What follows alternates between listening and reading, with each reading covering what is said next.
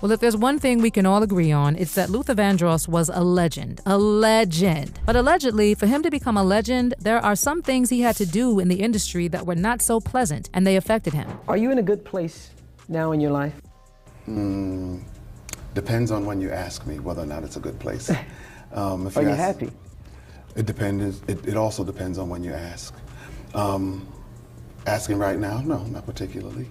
No, you know, it's too much work that yields too little result from my assessment of it all. Well, as of late, people have been saying that they understand some of his tendencies from back then. And fans are also saying that they see how he tried to expose white men for turning black men gay for fame, especially one particular white man who allegedly also did some things to Diddy and other black men in the industry. Allegedly. I honestly think he's just an extreme narcissist who loves power. He loves the ability to manipulate and control people. Why? Most likely because he was victimized by his mentor, who loved to control people. And his mentor was Andre Harrell. Tell us how who was mentored. Oh God! And don't tell me that Andre Harrell got touched by. I'm telling you, I don't know what happened between Andre and.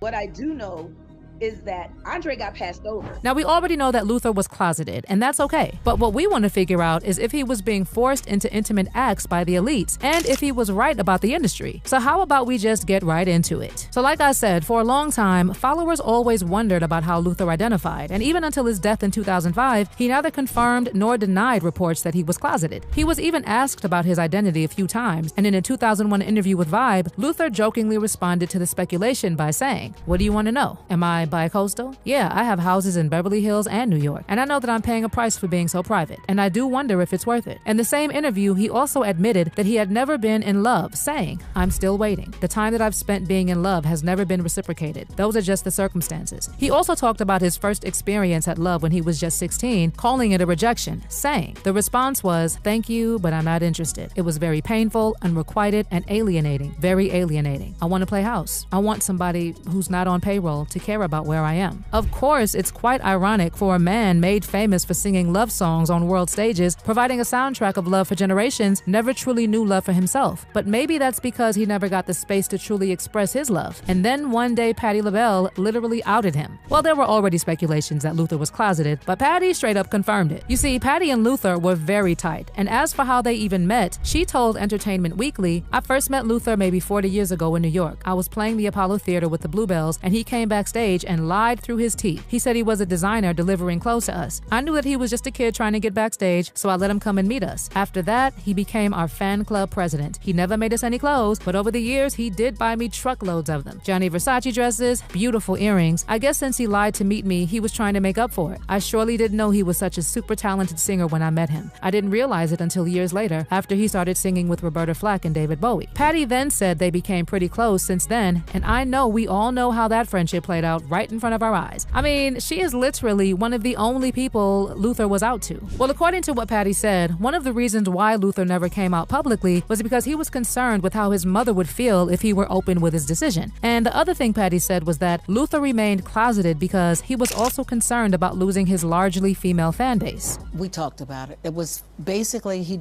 did not want his mother to be, although she might have known, but he wasn't going to come out and say this to the world.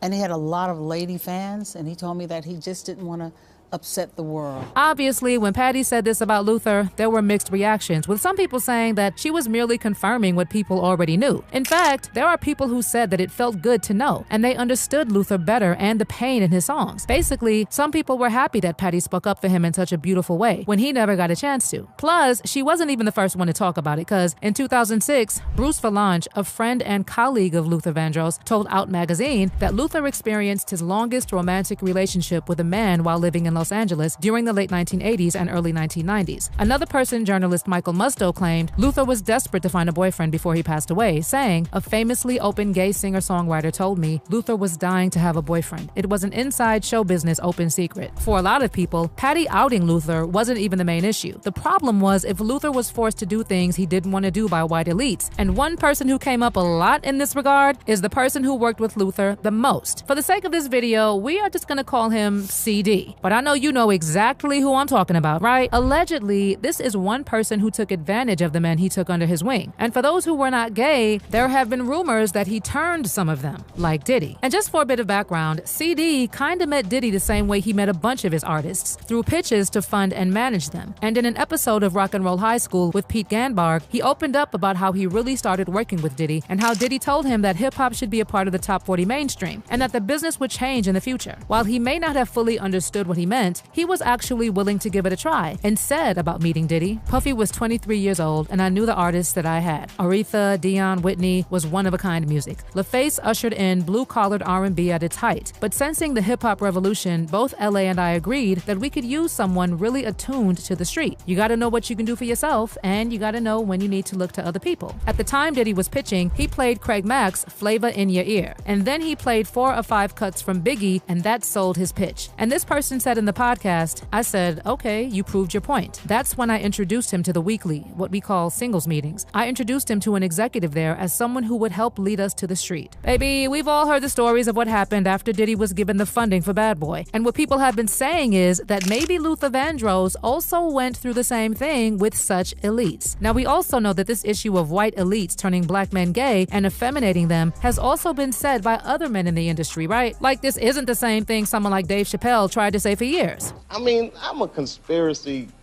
theorist to a degree. Like when I connect dots that maybe shouldn't be connected, I don't know.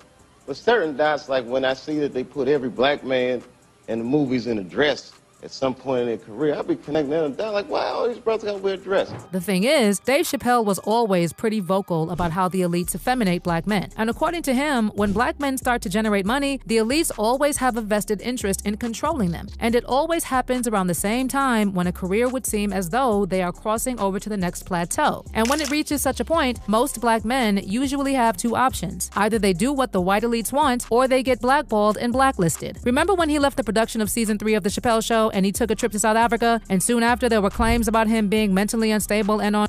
These were the elites trying to make it look like he had completely lost his mind because he refused to play ball. Well, Dave repeatedly denied those claims and said at the time, "I'm not crazy, I'm not smoking crack, I'm definitely stressed out. There were things that overwhelmed me, but not in the way that people are saying." That was the price Dave had to pay for not compromising on his art and wearing a dress in the name of comedy. You know, they actually tried to put Dave Chappelle in a dress, but he refused. He said that one time he was doing a movie, and when he walked in his trailer, he thought he was in the wrong trailer because there was a dress in there. Turns out it was the right trailer. And when the writer walked in and told Dave that he was supposed to be disguised in a dress for a scene, apparently he simply said that he was not comfortable wearing a dress. But the writer tried to convince him to put it on because all the greats had done it. But Dave was like, "Nope, y'all are not putting me in that." They even got the director and the producers in the trailer to try to get him to wear the dress, but Dave still refused. And you know what? They all knew that Dave would not agree with it, which is why there was another script ready that didn't require Dave to wear a dress. Speaking of the dress ritual, Cat Williams was also once asked about how black actors are being forced to wear dresses on screen in reference to how Kevin Hart wore a dress at SNL. Remember, Kevin Hart was previously asked to comment on black actors being pressured into wearing dresses, and he specifically said that he would never cross that line because he needed to protect his brand. But after saying that he would never wear a dress because he had to protect his brand, Kevin performed a whole SNL skit in a dress. Well, according to Kat, at least Kevin didn't have to worry because people like Tyler Perry had paved the way for that. And the list goes on to people like Martin Lawrence, Eddie Murphy, Jamie Foxx, Ving Rhames, Wesley Snipes, and Chris Rock. Something else Kat said is that he knows people like him and Dave don't get opportunities like other black men because they refused to lick white men's behinds.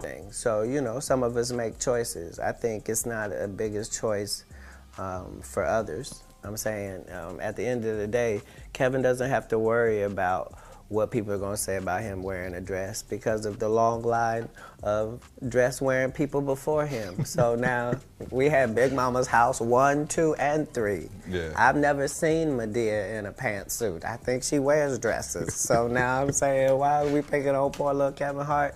Because it was his turn next. Okay. Some of us are against the Illuminati, and we are against the Illuminati at our own detriment. When people are against the Illuminati, then they get punched in the face all the time. The press hates them, and nobody likes them. End quote. We all love Dave Chappelle.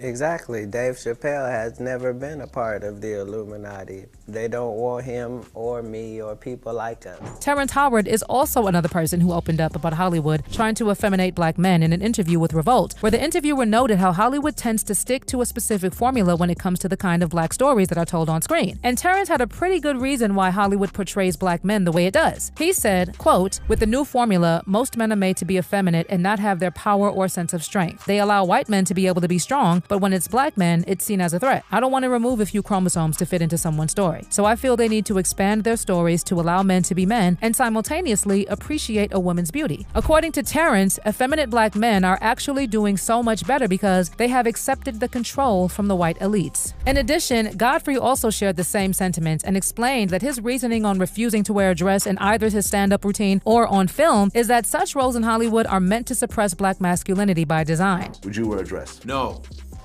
Would you? No? No. He also shared his belief that black actors that previously wore dresses only did so to get further in their careers. And Lord Jamar also said the exact same thing. My manager knows.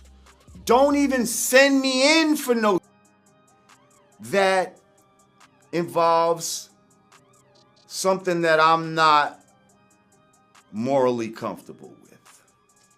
Mainly playing some sort of homosexual / transvestite, whatever the case may be. You know, I'm not with it. There's plenty of other people that are with it. And I probably get less calls because of that. See what I'm saying? My phone probably doesn't ring as much as it would if I would say, "Put me in the game, coach, I'm ready to do whatever." Basically, what all these black men have been saying for years is that the elites will do anything to embarrass black men. And for some of them, this means going as far as turning them gay for their pleasure. So you see, when Luther Vandross was talking about similar things, he was actually coming from somewhere. And like many other black men, he was trying to expose how the white elites really treat black men for fame. Well, with everything that is happening, especially with Diddy, I can say that things are becoming clearer. But the only problem is that the elites are still untouchable. In fact, it's even been said that when things don't go their way with the black men, they either have them unalived or jailed as scapegoats.